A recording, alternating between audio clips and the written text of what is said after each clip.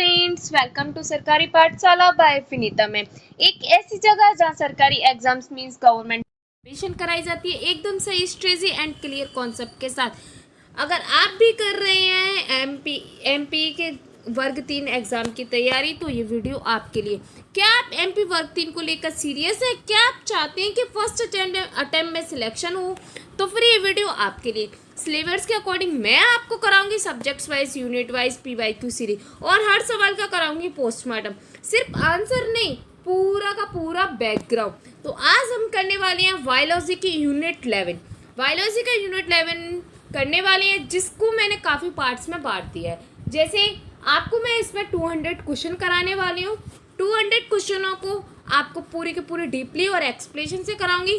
ये हमारे यूनिट 11 का सिलेबस, क्योंकि किसी भी चीज़ को करने से पहले हमें उसके बारे में नॉलेज होनी चाहिए, उसका सिलेबस क्या है। तो ये उसका सिलेबस है। जैविक वर्गीकरण, पादप जगत, जंतु जगत। आप चाहो तो स्क्रीनशॉट ले सकते हो।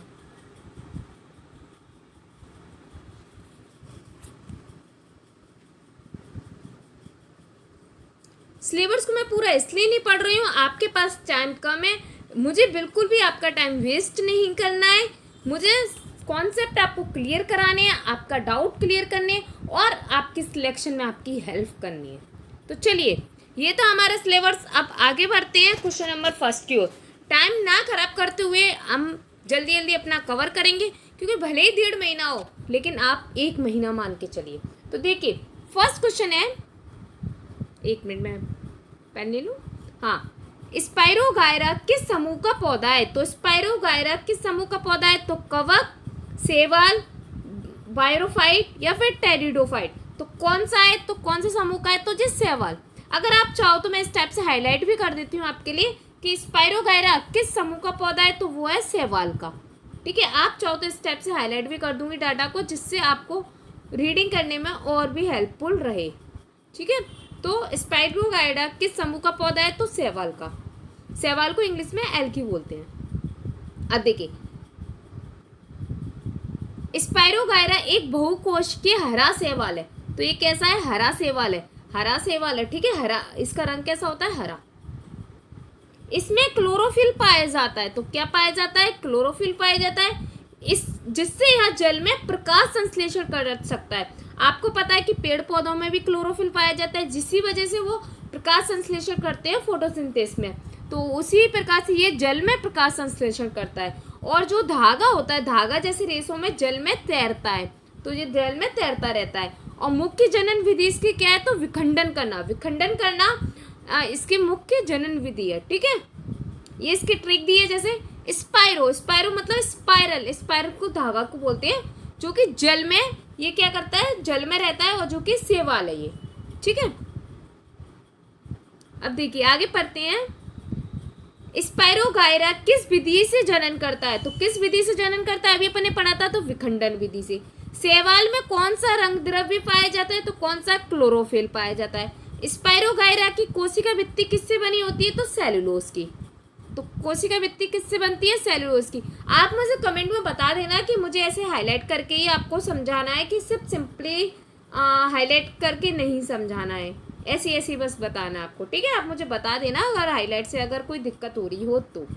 ठीक है, शैवाल का पोषण, शैवाल का पोषण प्रकार क्या है? मतलब शैवाल किस प्रकार का पोषण प्रकार है? तो ये कौन सा है? जो स्वपोषी है। कैसा है? स्वपोषी। शैवाल कैसा होता है? स्वपोषी। आप कीवर्ड से याद करने की कोशिश करो, क्योंकि कीवर्ड से बहुत जल्दी याद होगा, बहुत ज़्यादा डाटा याद कर पाओगे। शैवाल किस वातावरण में पनपते हैं? तो आपको पता है ये जल में रहते हैं, तो ये जलीय वातावरण में पनपते हैं। ठीक है, तो ये था अपना question number first. I hope आपको क्वेश्चन नंबर फर्स्ट अच्छे से समझ आ गया होगा। चलते हैं अब क्वेश्चन नंबर सेकंड की ओर। हम ज़्यादा टाइम वेस्ट नहीं करेंगे, हम जल्दी जल्दी आपको ज़्यादा से ज़्यादा क्वेश्चन कराने की कोशिश करेंगे, जिससे आपका ये टॉपिक, ये यूनिट जल्दी से जल्दी कवर हो जाए, क्योंकि आपके पास टाइम बहुत कम है। वर्गीकरण का जनक कहा जाता है तो डार्विन को, लिनियस को, अरस्तु को या फिर हुक को। तो किसे कहा जाता है? लिनियस को। लिनियस को वर्गीकरण का जनक कहा जाता है। और जो कार्ल लिनियस थे, इनका पूरा नाम है कार्ल लिनियस, इन्होंने 2 पद नामक पद्धति दी थी। कौन क्या दी थी? 2 पद नामक पद्धति दी थी, जिन्होंने जिसमें इन्होंने जीवों को तो वंश कहा था और जीवों को वंश और जाति कहा था। क्या कहा था? वंश और जाति। जैसे होमो सेपियंस, होमो तो क्या है? वंश है, जबकि सेपियंस जाति होती है। ठीक है, आप इसको ऐसे भी याद कर सकते हो। देखो लीनियस जब पढ़ेंगे तो देखो कैसे पढ़ रहा है, लीनियस को लीनियस या फिर लीजीनियस ऐसे भी तो पढ़ सकते हैं ना। तो दो नाम बन रहे हैं, तो उसी प्रकार से आप इसको ट्रिकली याद रख सकते हो। लीनियस ने दो नाम पद्धति दी थी। अब नेक्स्ट इसमें बात करते हैं बायनोमियल नामकरण के नियम किसने दिया था? तो लीनियस ने। होमो सेपियंस में होमो क्या दर्शाता है? तो वंश को दर्शाता है। जीवों की वैज्ञानिक भाषा क्या है? तो वो है लैटिन। जंतु जगत में नाम लिखते समय पहला शब्द कैसा होता है? कैपिटल होता है, दूसरा स्मॉल होता है। लीनियस की जो पुस्तक थी उसका नाम क्या था? Systema nature. क्या आपको इतना क्लियर हुआ? किसी प्रकार का कोई डाउट हो तो आप मुझे पूछ सकते हो। ठीक है, जो हाईलाइट्स है वो भी मैंने आपको कर दिए हैं। देखिए क्वेश्चन नंबर 3, पित्तरस का निर्माण किस अंग में होता है? तो पित्तरस का निर्माण किस में होता है? यकृत में, अग्नाशय में, ग्रहणी में या अमाशय में? तो आप जानते हो कि लीवर में होता है, यकृत में। ठीक है, पित्तरस का निर्माण यकृत में होता है और पित्ताशय में संचरित होता है। तो स्टोर कहाँ पे होता है? पित्ताशय में होता है। और यह वसा को क्या करता है? इम्प्लीफाई करता है। तो वसा को इम्प्लीफाई कौन करता है? तो लीवर करता है। इम्प्लीफाई क्या होता है? तो छोटी छोटी कणों में तोड़ना ताकि पाचन सरल हो जाए। अगर आपको मेरा पढ़ाना फास्ट लग रहा हो तो मुझे फीडबैक में बता देना। मैं इसलिए थोड़ा सा फास्ट और करा रही हूँ जिससे आप ज़्यादा से ज़्यादा डाटा कवर कर सकें। फिर भी अगर आपको लगता है कि मैम आप ज़्यादा स्पीड में पढ़ा रही हो तो आप मुझे बता देना कमेंट बॉक्स में, मैं अपनी स्पीड थोड़ा कम कर लूँगी। ठीक है, पित्तरस कहाँ संचित होता है, स्टोर होता है? तो पित्ताशय में। पित्तरस का रंग क्या होता है? तो रंग क्या होता है? हरा। वसा के पाचन में कौन सा रस सहायक है? तो पित्तरस। वसा को कौन सा एंजाइम पचाता है? तो लाइपेस। कौन सा एंजाइम पचाता है? तो लाइपेस। क्या पित्तरस एंजाइम है? नहीं, ये एंजाइम नहीं है। चलिए नेक्स्ट पढ़ते हैं। मलेरिया किसके कारण होता है? तो देखो मलेरिया के बारे में पढ़ाने से पहले मैं आपको कुछ इन्फॉर्मेशन बता दूं। हाँ देखिए, क्या आपको पता है मलेरिया क्यों होता है? हाँ मैं पता है, मलेरिया मच्छर के काटने से होता है, मॉस्किटो कट से होता है। लेकिन क्या आप जानते हो कि जो हमें मच्छर काटते हैं वो मच्छर मादा मच्छर होती हैं। जो मादा मच्छर होती हैं उनके काटने से हमें मलेरिया होता है। अब क्या आपको ये पता था कि मच्छर कभी भी खून नहीं पीते? उनको खून की ज़रूरत ही नहीं पड़ती है। क्यों? क्योंकि वो फूलों का रस या फिर गंदी जगहों पे बैठना पसंद करते हैं, वहीं से उस रस को लेते हैं। कौन? मच्छर। तो फिर हमें मच्छर क्यों काटती है? हमें मादा मच्छर काटती है क्योंकि जब वो अपने बच्चे का पोषण कर रही होती है, जैसे अपनी लैंग्वेज में प्रेग्नेंट होती है, तब उसको प्लाज्मा की ज़रूरत होती है। और जो प्लाज्मा होता है वो हमारे खून से मिलता है, इसलिए मादा मच्छर हमें काटती है। ठीक है, चलो आगे चलते हैं। आपको ये मेरी बात थोड़ी सी समझ आ गई होगी। मैंने थोड़ी सी आपको मच्छर के बारे में डिटेल्स देने की कोशिश की थी। तो मलेरिया, ये था। तो मलेरिया किसके कारण होता है? तो मलेरिया किसके कारण होता है? तो प्लाज्मोडियम के कारण होता है, क्योंकि वो प्लाज्मा में होता है। प्लाज्मोडियम के कारण होता है मलेरिया। प्लाज्मोडियम नामक प्रोटोजोआ के कारण होता है। तो प्लाज्मोडियम नामक प्रोटोजोआ के कारण क्या होता है? हमें मलेरिया होता है। इसका भाग कौन होता है? तो अभी आपको बताया था मादा मच्छर होती है, जिसको मादा एनोफ्लिस मच्छर बोलते हैं। मादा एनोफ्लिस मच्छर। एनोफ्लिस का आपको मतलब बता ही दिया है कि क्यों है। जो संक्रमित व्यक्ति से स्वस्थ व्यक्ति तक परजीवी पहुंचाती है। ठीक है, मलेरिया का भाग कौन होता है? आपको भी बता दिया। प्लाज्मोडियम किस वर्ग का जीव है? तो जो प्रोटोजोआ का है, अभी आपको बताया था। मलेरिया की रोकथाम में कौन सी दवा प्रयोग की जाती है? तो रोकथाम के लिए दवा प्रयोग की जाती है क्लोरोक्विन। मलेरिया में कौन सी रक्त कोशिकाएं प्रभावित होती हैं? तो प्लाज्मा के लिए तो आरबीसी होती हैं। कौन सी प्रभावित होती है? तो आरबीसी। मलेरिया का मुख्य लक्षण क्या है? तो मलेरिया का मुख्य लक्षण है ठंड के साथ में बुखार आना, ठंड लगना फिर बुखार आना, ये मलेरिया का लक्षण होता है। आई होप आपको ये मलेरिया से रिलेटेड डाटा समझ आ गया होगा। चलिए तो नेक्स्ट पे चलते हैं। अब पढ़ते हैं बैक्टीरिया के बारे में। बैक्टीरिया की कोशिका किस प्रकार की होती है? तो बैक्टीरिया की जो कोशिका है वो प्रोकैरियोटिक होती है। तो बैक्टीरिया की कोशिका कैसी होती है? प्रोकैरियोटिक होती है। बैक्टीरिया की कोशिका प्रोकैरियोटिक होती है, यानी इसमें न्यूक्लियस झिल्ली नहीं होती। न्यूक्लियस झिल्ली तो नहीं होती, साथ में माइटोकॉन्ड्रिया भी नहीं होता, गोल्जी बॉडी भी नहीं होती है। किसके अंदर? बैक्टीरिया के अंदर। और ये इसकी कोशिका कैसी होती है? तो इसकी कोशिका होती है प्रोकैरियोटिक। प्रो मतलब पुअर, ठीक है, प्रोकैरियोटिक पुअर रहता है बिना न्यूक्लियस के। प्रोकैरियोटिक कोशिका का उदाहरण क्या है? तो भी अपन ने देखा था बैक्टीरिया है। प्रोकैरियोटिक और यूकेरियोटिक में अंतर क्या है? तो देखो प्रोकैरियोटिक में न्यूक्लियस नहीं रहता है, जबकि जो कि यूकेरियोटिक है उसमें न्यूक्लियस उपस्थित रहता है। ये इसमें अंतर है। तो यूकेरियोटिक में न्यूक्लियस की उपस्थिति। कौन से जीव एक कोशिकीय प्रोकैरियोटिक होते हैं? तो वो होते हैं आर्कीबैक्टीरिया और यूबैक्टीरिया। बैक्टीरिया में कौन सी डीएनए पाई जाती है? तो कौन सी डीएनए पाई जाती है? तो सर्कुलर डीएनए। किसमें? बैक्टीरिया में। बैक्टीरिया में राइबोसोम्स किस प्रकार का होता है? तो 70S। जी मैं आपको जब राइबोसोम्स पढ़ाऊंगी तो मैं आपको बताऊंगी कि राइबोसोम्स 2 होते हैं, 70S और 80S। इसकी सारी की सारी डिटेल्स आपको बताई जाएगी। आप बिल्कुल बेफिक्र होकर चलिए, आपको ऐसा लगेगा कि हमने सारे के सारे टॉपिक पढ़ लिए। इतना आपको मैं डीपली इनको क्वेश्चनों को कराने की कोशिश कर रही हूँ, और हर एक टॉपिक से आपके क्वेश्चन होंगे, इसमें हर एक कॉन्सेप्ट आपका क्लियर होगा। बस आप ध्यान से वीडियो को देखिए और वीडियो को बिल्कुल भी स्किप मत कीजिए और कंप्लीट वीडियो देखिए, क्योंकि ये हमारी शुरुआत है। अभी आगे देखिए आपको कितना अच्छा अच्छा डाटा मिलने वाला है, ठीक है। तो आप इस चैनल पर बने रहिए। अगर आपने अभी तक हमारा चैनल सब्सक्राइब नहीं किया है तो अभी हमारे चैनल को सब्सक्राइब कीजिए और वीडियो को लाइक कीजिए। कमेंट में अपना फीडबैक भी जरूर दीजिए, दोस्तों के साथ इस वीडियो को शेयर भी कीजिए। देखिए कवक फंगी में किस प्रकार का पोषण पाया जाता है? जो कवक होता है मतलब फंगी होता है, उसमें किस प्रकार का पोषण पाया जाता है?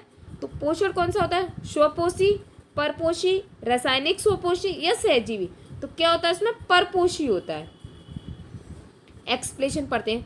कवक प्रकाश संश्लेषण नहीं कर पाती हैं। क्यों नहीं कर पाती हैं? क्योंकि इनके अंदर क्लोरोफिल नहीं होती है।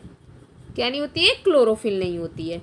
ये मृत जीव व सजीव जीवों से पोषण प्राप्त करते हैं। हर किसी को पोषण की जरूरत होती है, तो जिनके अंदर क्लोरोफिल होती है वो तो फोटोसिंथेसिस से प्रकाश संश्लेषण कर लेते हैं और वो अपना भोजन स्वयं बना लेते हैं, जैसे पेड़ पौधे, ठीक है। लेकिन कवक है वो अपना नहीं बना पाते, इसलिए वो क्या करते हैं? मृत और सजीव जीव होते हैं ना, उनके द्वारा पोषण प्राप्त करते हैं। यानी ये कैसे होते हैं? परपोषी होती हैं, दूसरों के ऊपर डिपेंड रहती हैं। कुछ कवक सहजीवी भी होते हैं, जैसे कि लाइकेन। सहजीवी में क्या होते हैं? ये साझेदारी कर लेती हैं। जैसे शैवाल और कवक मिलकर जब साझेदारी करते हैं तो उनको लाइकेन बोलते हैं। इसके बारे में मैं आपको पूरा डिटेल में बताऊंगी कैसे वो साझेदारी करते हैं, क्या होता है क्या नहीं। बस क्लास में बने रहिए, आपको ऐसा ही अच्छा अच्छा डाटा मिलता रहेगा। कवक देखो ट्रिक भी दी है कि कवक में क्लोरोफिल नहीं होता, इसलिए खाना बाहर से लेते हैं, इसलिए ये परपोषी होती हैं, डिपेंडेंट रहते हैं किसी के ऊपर। कवक की कोशिका भित्ति किससे बनी होती है? तो काइटिन से। तो कवक की कोशिका भित्ति किससे बनती है? तो काइटिन से। ये सारी की सारी तो आप याद कर लेना, बहुत ज़्यादा इंपॉर्टेंट है, इनसे डायरेक्ट क्वेश्चन आ जाता है। कवक का उदाहरण क्या है? तो ईस्ट और पेनिसिलिन। क्या आप ईस्ट जानते हो? ईस्ट क्या होता है? तो जो अपन पिज्ज़ा खाते हो जिसमें ईस्ट मिली रहती है, जिसके कारण से वो फूल जाता है, तो वो फंगी ही होती है, ठीक है। ये इसी के एग्जाम्पल है। कौन सी दवा कवक से बनती है? तो कौन सी दवा बनती है? तो पेनिसिलिन, एंटीबायोटिक। जो दवा का असर उल्टा ना पड़ जाए इसलिए अपन को एंटीबायोटिक दी जाती है, तो वो कवक से ही बनाई जाती है। लाइकेन किसका उदाहरण है? तो सहजीवी का, क्योंकि ये शैवाल और कवक के साथ में रहती हैं। कवक में किस प्रकार का जनन होता है? तो यौन और लैंगिक दोनों प्रकार का जनन होता है। आई होप आपको क्लास अच्छी लग रही हो। अगर आपको मेरी स्पीड ज़्यादा लगती है तो आप मुझे कमेंट बॉक्स में बता देना, मैं थोड़ा सा धीरे पढ़ा लूँगी, ठीक है। मेरा सिर्फ फास्ट पढ़ाने का सिर्फ एक रीज़न है कि आपको कम समय में ज़्यादा डाटा मिल सके। जीवों को कितने मुख्य जगत में बांटा गया है? तो जीवों को कितने मुख्य जगत में बांटा गया है? 5। कौन कौन सी, ये भी तो जरूरी है। तो इसकी मैं आपको ट्रिक बता देती हूँ जो आपके बहुत काम आएगी। एमपी के फादर पीए, एमपी के फादर पीए, ये क्या है? पांचों के पांचों जगत के नाम है। एमपी के फादर पीए। चलिए इसके बारे में डिटेल्स में अपन नीचे पढ़ने वाले हैं, कोई बात नहीं है। देखिए जो आर.एच. विटलर थे उन्होंने, अरे यार पेन चेंज कर दिया था मैंने।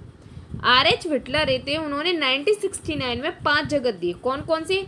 मोनेरा, प्रोटिस्टा, फंजाई, प्लांटी और एनिमालिया। देखिए trick, MPFVA, M for Monera, P for protista, F for fungi, P for Plantae, A for Animalia. तो MP के फादर PA। इसी टाइप से ट्रिक से याद कर लो, आपको ये चारों कुछ पांचों के पांचों नाम याद हो जाएंगे अच्छे से, क्योंकि ये इनसे क्वेश्चन आ सकता है। इनमें से कोई एक ना दे या आपको कोई एक दे ले, पूछ ले आपसे कि बट आपको 4 ऑप्शन दिए हैं जिनमें से एक आपको इनमें से नहीं दिया, और पूछे कि इनमें से कौन सा क्या था क्वेश्चन, इनमें से कौन सा जीवों के मुख्य जगतों में नहीं बांटा गया है। तो कौन सा जगत में नहीं बांटा गया है, या फिर आर.एच. विटलर ने जो 5 जगत का वर्गीकरण दिया था उनमें से कौन सा नहीं है। कुछ भी आपसे पूछ सकता है। आपको ना क्वेश्चन समझ आना चाहिए। जब आपको क्वेश्चन समझ आ जाता है ना, तो आपके कॉन्सेप्ट जब क्लियर होते हैं ना, तो आपको क्वेश्चन इजी लगने लगता है। क्योंकि क्वेश्चन कभी हार्ड नहीं होता, बस एक सही नज़र होनी चाहिए उस क्वेश्चन को पकड़ने की। एक क्लियरिटी वाली नज़र उस क्वेश्चन को बहुत अच्छे से आपको नंबर दिला सकती है। 5 जगत वर्गीकरण किसने दिया था? तो अभी अपन ने पढ़ा था, आर.एच. विटलर ने दिया था। मोनेरा में कौन से जीव आते हैं? तो कौन से जीव आते हैं? तो बैक्टीरिया आते हैं मोनेरा में। प्रोटिस्टा में कौन आते हैं? तो अमीबा और पैरामीशियम। फंजाई का पोषण कैसा होता है? तो परपोषी होता है। एनिमालिया की विशेषता क्या है? कि जो उपभोक्ता होते हैं, उपभोक्ता जानते हो, कंज्यूमर होते हैं, दूसरों से लेते हैं और गति कर सकते हैं। चलिए नेक्स्ट क्वेश्चन चलते हैं, क्वेश्चन नंबर 8 पे। शैवाल में पाई जाने वाली कोशिका भित्ति किससे बनी होती है? जो शैवाल में कोशिका भित्ति होती है वो किससे बनी होती है? तो वो बनी होती है सेलुलोज की। शैवाल पौधों के समान होते हैं और इनकी कोशिका भित्ति सेलुलोज की बनी होती है। यही कारण है कि ये प्रकाश संश्लेषण कर सकते हैं, क्योंकि आप जानते हो जो पौधों की कोशिका भित्ति होती है वो भी सेलुलोज की बनी होती है और वो भी प्रकाश संश्लेषण करते हैं। तो ये आप कह सकते हो कि शैवाल इक्वल टू पौधे। ठीक है, आपको उससे शैवाल से रिलेटेड काफ़ी सारे क्वेश्चंस क्लियर हो जाएंगे। शैवाल में कौन सा पिगमेंट होता है? तो क्लोरोफिल होता है। शैवाल में प्रकाश संश्लेषण होता है या फिर नहीं होता है? स्पाइरोगायरा किसका उदाहरण है? तो जिस शैवाल का है। सेलुलोज किस जीव की कोशिका भित्ति में नहीं होता है? तो जानवरों में नहीं होता है। देखिए आपको पता होगा जो कोशिका होती है, सेल होती है, उसको 2 पार्ट्स में डिवाइड करते हैं। सेल को 2 पार्ट्स में डिवाइड करते हैं। एक तो होता है प्लांट्स, एक होता है एनिमल्स। प्लांट्स में तो ये शैवाल, प्लांट सब कुछ आ जाता है। एनिमल्स में ह्यूमन और एनिमल्स आती हैं। ठीक है, तो सेलुलोज किस में नहीं होती है? तो जनरल सी बात है, प्लांट्स में तो होती है तो एनिमल्स में नहीं होगी, तो जानवरों में नहीं होती है। ठीक है, लाइकेन किसका संयोजन है? तो लाइकेन शैवाल और कवक से मिलकर बना होता है। आई होप आपको ये क्वेश्चन क्लियर हो गया होगा। कोई डाउट होता है फिर भी तो आप मुझसे कमेंट बॉक्स में पूछ सकते हैं। अब पढ़ते हैं प्रोटोजोआ के बारे में। कैसा लगा आपको हमारी क्लास का पोस्टमार्टम? PYQ का अच्छे से पोस्टमार्टम हो रहा है ना? आपको अच्छे से समझ आ रहे होंगे। तो देखिए प्रोटोजोआ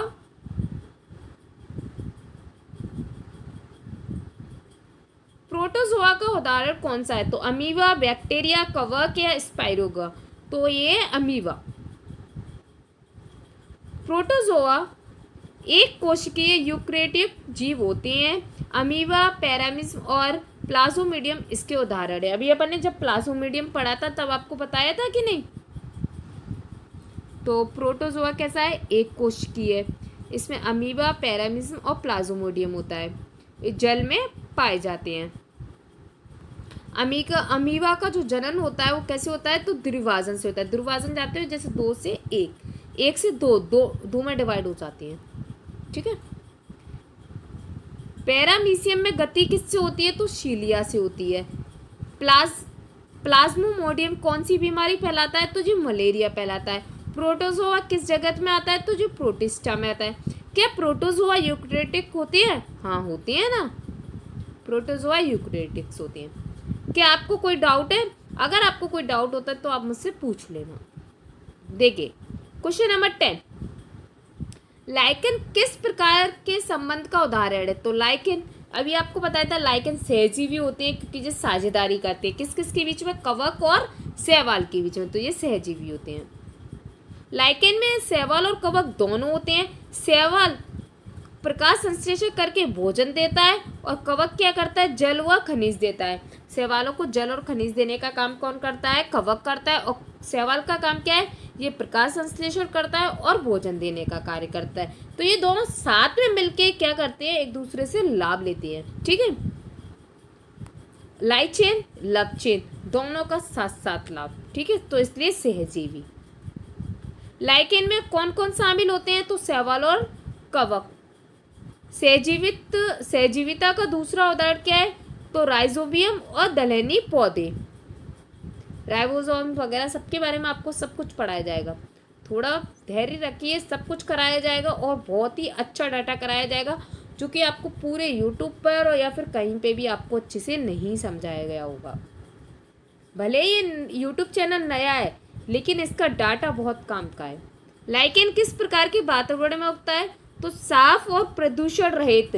तो जहाँ पे भी साफ और प्रदूषण रहित वातावरण होगा वहीं पे ही लाइकेन पौधा उगेगा।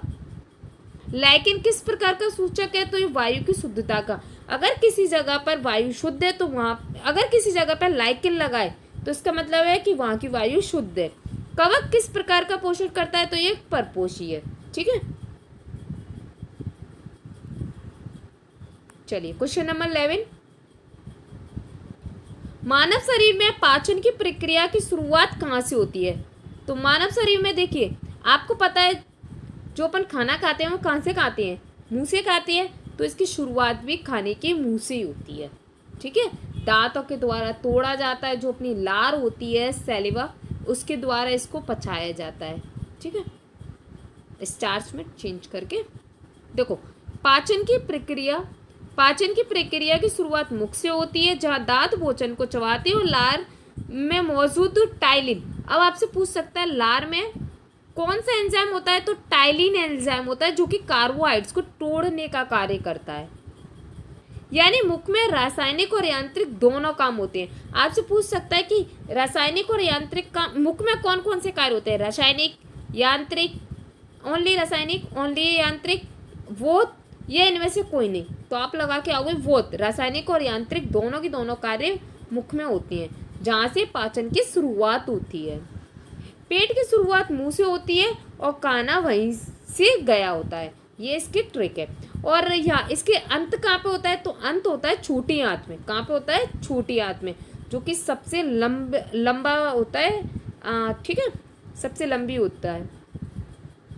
देखो लार में कौन सा एंजाइम होता है, टाइलिन। पाचन में सबसे लंबा अंग कौन सा होता है, तो छोटी आंत। सबसे ज्यादा टाइम भी ये यहीं पे रुकता है, छोटी आंत में। अम्लीय पाचक रस कहाँ बनता है, तो अमाशय में। अम्लीय पाचक जो रस है वो HCl होता है, हाइड्रोक्लोरिक एसिड। लीवर क्या बनाता है, तो ये पित्त बनाता है। पित्त रस लीवर में रहता है और पित्ताशय में जाके वो स्टोर होता है। पाचन का पूर्ण होना कहाँ होता है, तो छोटी आंत में। ये तो अपना क्वेश्चन नंबर 11। आगे चलते हैं क्वेश्चन नंबर 12 की ओर। मनुष्य के अमावस्या में मतलब स्टोमच में कौन सा अम्ल पाया जाता है, अभी बताया था हाइड्रोक्लोरिक एसिड। अमाशय की ग्रंथियां HCl का स्राव करती हैं जो भोजन को अम्लीय बनाती हैं। क्या करती हैं? भोजन को अम्लीय बनाती हैं। बैक्टीरिया को मारने का काम करती हैं और पेप्सिन एंजाइम को सक्रिय करती है जिससे प्रोटीन का पाचन शुरू होता है। HCl मतलब होटल में खाना पचाने वाला अम्ल। अब आपको सुनिए, HCl के बारे में एक बहुत अच्छी बात बता दूं। क्या आप जानते हो HCl है ना, बहुत ही ज़्यादा डेंजर एसिड होता है। क्यों होता है?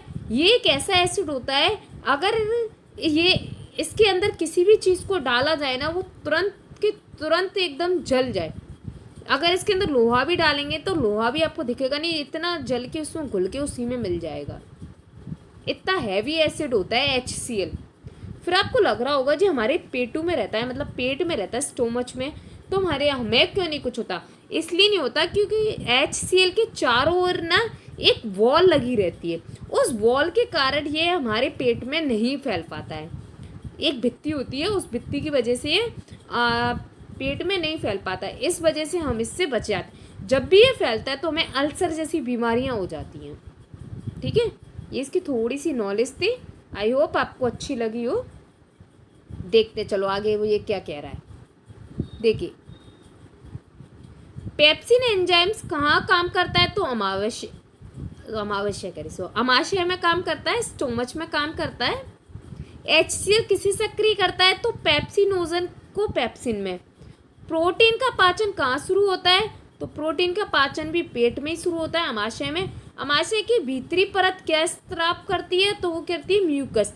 यदि म्यूकस ना बने तो अम्ल से अल्सर हो जाएगा। अगर म्यूकस नहीं बनेगा तो फिर क्या हो जाएगा? अल्सर हो जाएगा। क्वेश्चन नंबर 13 पे चलते हैं। मनुष्य के पाचन तंत्र का सबसे लंबा भाग कौन सा है? तो मनुष्य के पाचन तंत्र का सबसे लंबा भाग है छोटी आंत। बड़ी आंत बोलने में बड़ी है लेकिन होती छोटी है। छोटी आंत बोलने में छोटी है लेकिन होती बड़ी है, सबसे बड़ी होती है। कितनी होती है? 6 मीटर लंबी होती है। जहाँ कार्बोहाइड्रेट, प्रोटीन, वसा का पूरा पाचन होता है और पोषक तत्वों को अपशोषण किया जाता है। पाचन का अंतिम चरण कहाँ होता है? तो छोटी आंत में। वसा का पाचन कहाँ होता है? पित्त व लाइपेज में। अमीनो अम्लों और ग्लूकोज का अपशोषण छोटी आंत में। छोटी आंत में कौन सा रस आता है? तो अग्नाशयी रस व पित्त। रक्त में पोषक तत्व का अपशोषण कहाँ होता है? तो विली में। आई होप आपको ये समझ आ रहे होंगे। फिर भी कोई डाउट होता है तो आप मुझसे पूछ सकते हैं। क्वेश्चन नंबर चलते हैं 14 की ओर। अग्नाशय कौन से रस का स्राव करता है? अभी बताया था कौन से रस का स्राव करता है? तो अग्नाशयी रस का। अग्नाशय एक मिश्रित ग्रंथि है जो एंजाइम्स युक्त अग्नाशयी रस बनाता है जिसमें ट्रिफिन क्या करता है? जो प्रोटीन को, अमाइलेज कार्बोहाइड्रेट को, लाइपेज वसा को। पाचन का पावर हाउस कौन सा क्या है? तो पेनक्रियास। ये डायरेक्ट क्वेश्चन आ जाता है कि पाचन का पावर हाउस क्या है? पेनक्रियास। ये क्या किस किस को पचाता है? तीनों चीज़ों को पचाता है। कौन कौन सी? प्रोटीन को, कार्बोहाइड्रेट को और वसा को। पेनक्रियास की किस ग्रंथि से इंसुलिन बनता है? तो लैंगरहैंस की कोशिकाओं से। लाइपेज किसका पाचन करता है? तो वसा का। अमाइलेज किसका पाचन करता है? तो स्टार्च का। अग्नाशयी रस का पीएच कैसा होता है? तो ये क्षारीय होता है। पित्त रस कहाँ बनता है और कहाँ संग्रह होता है? तो लीवर और पित्ताशय में। समझ आ गया होगा आपको। कोई डाउट हो तो आप मुझसे पूछ सकते हो। अब चलते हैं क्वेश्चन नंबर 15 की ओर। पित्त रस का कार्य क्या है? तो पित्त रस का कार्य क्या है? तो ये वसा को इम्प्लीफाई करता है। तो वसा को इम्प्लीफाई करने का कार्य किसका है? तो पित्त रस का। पित्त रस वसा मतलब फैट को छोटे छोटे कणों में तोड़ता है जिसे अपन क्या कहते हैं? इम्प्लीफिकेशन कहते हैं। इससे लाइपेज एंजाइम्स वसा पर बेहतर काम करता है। कौन सा एंजाइम्स? तो लाइपेज एंजाइम। पित्त रस में एंजाइम होता है या फिर ये होता है क्या? नहीं, पित्त रस में एंजाइम्स नहीं होता है। पित्त का रंग कैसा होता है? तो हरा होता है। पित्त कहाँ बनता है और कहाँ जमा होता है? तो लीवर में बनता है, पित्ताशय में स्टोर होता है। पित्त रस का पीएच कैसा होता है? तो ये क्षारीय होता है। पित्त रस भोजन को कैसे सहायता करता है? तो वसा के पाचन में। और ये सिर्फ वर्ग 3 के लिए ही नहीं, आप कोई भी एग्ज़ाम दे रहे हो, अगर उसमें साइंस आती है ना, तो ये सारे के सारे क्वेश्चन बहुत ज़्यादा इम्पोर्टेंट है। ठीक है, इनमें मैंने वर्ग 2 में जो आए हुए पुराने क्वेश्चन है ना, वो भी ऐड किए हुए हैं। ठीक है, मनुष्य में श्वसन की क्रिया किस अंग में प्रारंभ होती है? तो मनुष्य में श्वसन की क्रिया किस अंग में प्रारंभ होती है? तो श्वास नली में, फेफड़े में, नासिका में या फिर ब्रोंक्रोई में? तो कहाँ होती है? नासिका में। नासिका मतलब नाक, नाक से ही तो श्वसन क्रिया स्टार्ट होती है, नाक से तो आप सांस लेते हो, तो प्रारंभ कब होती है? नासिका में, नोज में।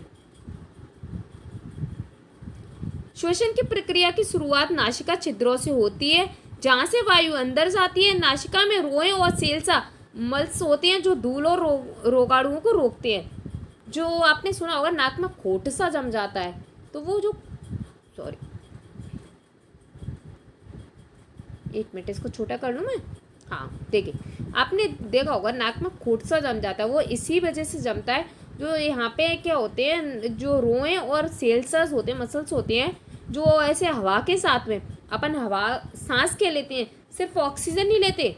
माना कि अपन को ऑक्सीजन चाहिए होती है सांस लेने के लिए, लेकिन अपन ऑक्सीजन के साथ में बहुत कुछ ले लेते हैं सांस के साथ में, जिसमें धूल के कण भी चला जाते हैं हवा के साथ में। तो वो धूल के कण अगर आपके ना शरीर के अंदर चले गए ना, तो ये तो आपके लिए बहुत ज़्यादा हानिकारक है। कभी कभी आपने देखा होगा कि आपने एकदम से सांस ली गहरी और एकदम से आपको फंदा लग गया, वो इसीलिए लगता है कि गलती से वो धूल के कण थोड़े बहुत आपके अंदर चले गए हैं। ठीक है, तो ये जो रोए और नासिका में रोए और जो सेल्स में होते हैं ना, जो धूल और रोगाणुओं को रोकने का कार्य करते हैं। तो धूल और रोगाणुओं को रोकने का काम कौन करते हैं? तो कौन करते हैं? रोए और सेल्समा। सांस की शुरुआत नाक से है, या यह है सबसे पहली बात है। अब ये तो सबको ही पता है, इसमें तो कोई ऐसी ट्रिक बताने की जरूरत नहीं है। मनुष्य में गैसों का विनिमय कहाँ होता है? तो मनुष्य में जो गैसों का विनिमय कहाँ होता है? तो एल्वियोलाई में होता है। कहाँ पे होता है? एल्वियोलाई में होता है। फेफड़े कितने होते हैं? तो ये तो आपको पता ही होगा, 2 फेफड़े होते हैं। श्वसन दर क्या होती है? तो 12 से 20 मिनट पर मिनट, 12 से 20 बार होती है पर मिनट में श्वसन दर। डायरेक्ट क्वेश्चन वाले हैं ये, डायरेक्ट आ जाते हैं। श्वसन की प्रमुख मांसपेशी कौन सी है? तो डायफ्राम। ये कुछ इस टाइप से होता है ना, इसमें ऐसे ऐसे बने हुए रहते हैं, इसी को बोलते हैं डायफ्राम।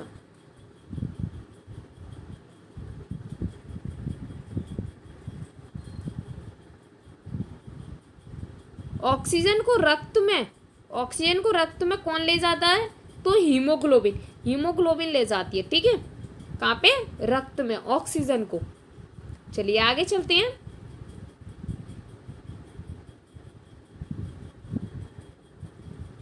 गैसों का आदान प्रदान मनुष्य के शरीर में कहाँ होता है? तो कहाँ पे होता है?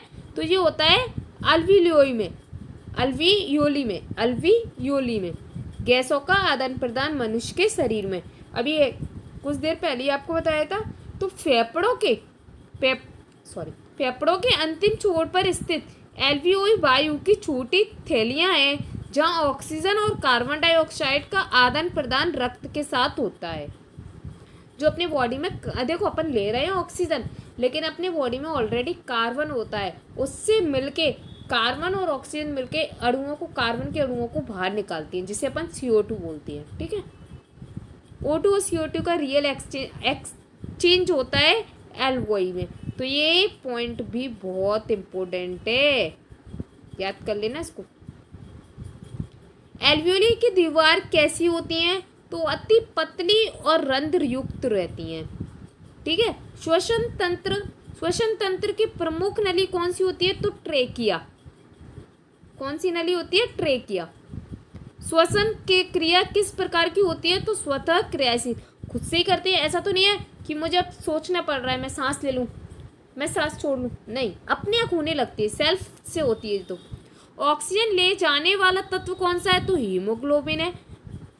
अल्वियोली कहाँ स्थित होती है? तो ये फेफड़ों में स्थित होती है। आई होप आपको ये क्वेश्चन समझ आ रहे होंगे, और मैंने इनको बहुत ज़्यादा डीपली में लिखने की कोशिश की है, जिससे आपको कोई भी डाउट ना हो। क्योंकि अभी मैं आपको इस पर लिख लिख के नहीं बता सकती हूँ सारा का सारा डाटा।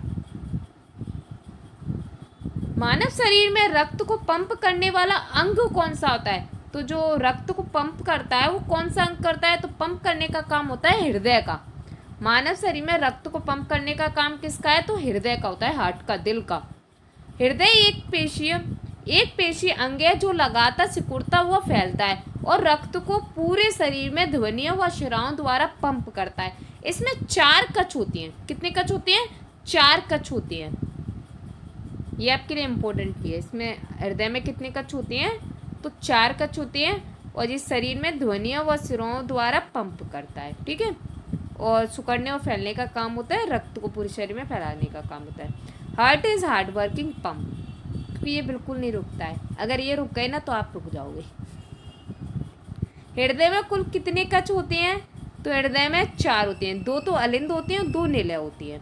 ध्वनियाँ रक्त को कहाँ ले जाती है? तो हृदय से बाहर ले जाती है।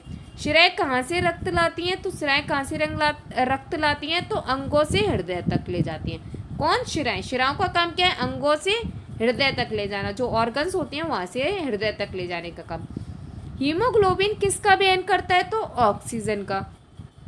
मनुष्य का सामान्य रक्तचाप मतलब ब्लड प्रेशर कितना होता है? तो 120 हाई और 80 कम, मतलब 80 से 120 के बीच में ही रहना चाहिए। अगर 120 से ज़्यादा हो जाएगा तो वो भी बेकार है, 80 से कम हो जाएगा वो भी बेकार है। रक्त में ऑक्सीजन ले जाने का कार्य कौन करता है? तो रक्त में ऑक्सीजन ले जाने का कार्य कौन करता है? तो प्लाज्मा, श्वेत रक्त कणिकाएं, हीमोग्लोबिन या फिर प्लेट। तो कौन करती हैं? तो हीमोग्लोबिन्स करती हैं। हीमोग्लोबिन एक लोहयुक्त प्रोटीन होता है जो आरबीसी लाल रक्त कणिकाओं रेड ब्लड सेल में पाया जाता है और ऑक्सीजन को फेफड़ों से शरीर की कोशिकाओं तक पहुंचाती हैं। तो देखिए हीमोग्लोबिन हाईलाइट कर देती हूँ। चलो मैं सोच रही थी अब हाईलाइट से टाइम जा रहा है तो नहीं करूँ, पर कर देती हूँ। रक्त में ऑक्सीजन ले जाने का कार्य कौन करता है? तो हीमोग्लोबिन करती है। ये कैसी होती है? लोहयुक्त प्रोटीन होती है, ठीक है, जो आरबीसी में पाया जाता है और ऑक्सीजन को फेफड़ों से शरीर की कोशिकाओं तक पहुंचाता है। तो हीमोग्लोबिन क्या करता है? ऑक्सीजन को फेफड़ों से शरीर में पहुंचाने का कार्य कौन करता है? हीमोग्लोबिन। देखो ही लव्स O2, ऑक्सीजन का बॉडीगार्ड, ठीक है। इस टाइप से आप याद कर सकते हो। हीमोग्लोबिन की कमी से कौन सा रोग होता है? तो एनीमिया। अगर आप में हीमोग्लोबिन की कमी आ जाएगी तो आपको क्या हो जाएगा? एनीमिया हो जाएगा। रक्त में सबसे अधिक मात्रा में क्या होता है? तो प्लाज्मा, ठीक है। आरबीसी का जीवन काल कितना होता है? तो 120 दिन। डब्ल्यूबीसी का कार्य क्या होता है? रोग प्रतिरोधक। जो बीमारियां वगैरह होती हैं उनसे खुद लड़ने का काम वाइट ब्लड सेल्स करती हैं। जैसे आपके हाथ में लग गई और आपके कट हो गया, कट होने के बाद में उस खून को धक्का बना के जमाने का काम कौन करती है? तो डब्ल्यूबीसी ही करती है, वाइट ब्लड सेल्स, ठीक है, जिससे उस पर कोई बैक्टीरिया वगैरह ना लगे। प्लेट्स का कार्य क्या है? तो प्लेट्स का कार्य रक्त का धक्का बनाना।